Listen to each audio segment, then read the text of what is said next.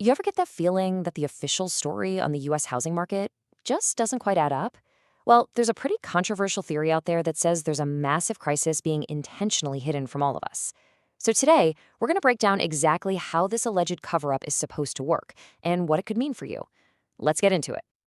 That's the core warning from the real estate insiders behind this whole theory.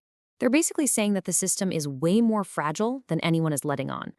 That beneath this seemingly calm surface, the very foundation of the market is starting to crumble. Okay, so what are these cracks they're talking about? Well, the evidence doesn't start with some complex economic model. Nope. It starts with what people are seeing and hearing on the front lines of the market every single day. So, for example, a broker out in the Midwest is reporting this dramatic shift. Just a few months ago, he said his market was firecracker hot.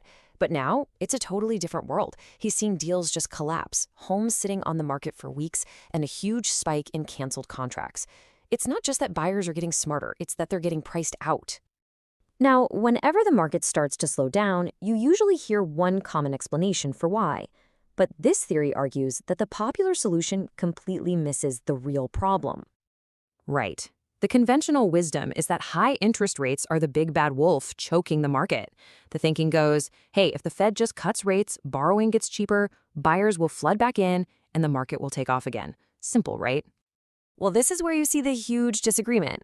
This theory says that focusing on interest rates is just a distraction. The real issue is an absolute affordability crisis. I mean, think about it. Even if rates magically dropped to 4%, the prices of homes are so sky high that millions of people still couldn't afford the monthly payment. You can't fix a price problem with a rate cut. And this is where it gets really explosive. The theory claims that this affordability crisis is already causing widespread defaults, but that there's a massive effort going on to keep it all out of the headlines. And there it is, the core of the whole thing. The reason we aren't seeing a huge wave of foreclosures on the news isn't because they aren't happening. It's because, allegedly, they are being systematically hidden in what they call a masterful cover-up. So how in the world could something this big be hidden in plain sight? Well, the theory points to two specific financial mechanisms that are keeping all these defaulting loans off the official foreclosure statistics. The first tool is called the FHA loan workout. Basically, if you have a government-backed loan and you can't make your payments, those missed payments just get tacked on to the end of your loan. It's almost like the government is giving people an equity loan every year just to prevent a default from happening today, kicking the can down the road. So how big of a problem is this? Well, according to public records that one broker analyzed in his area, as many as 35%, that's more than 1 in every 3, recent FHA loans are technically delinquent and are just being propped up by these workout programs. That's a huge number. Okay, the second mechanism involves something called non-performing loans, or NPLs. And these are exactly what they sound like, mortgages where the borrower has already stopped paying. But instead of foreclosing, the government-backed agencies are supposedly packaging thousands and thousands of these bad loans together. And here's the crucial step. They sell these giant bundles of bad loans directly to private investors, hedge funds.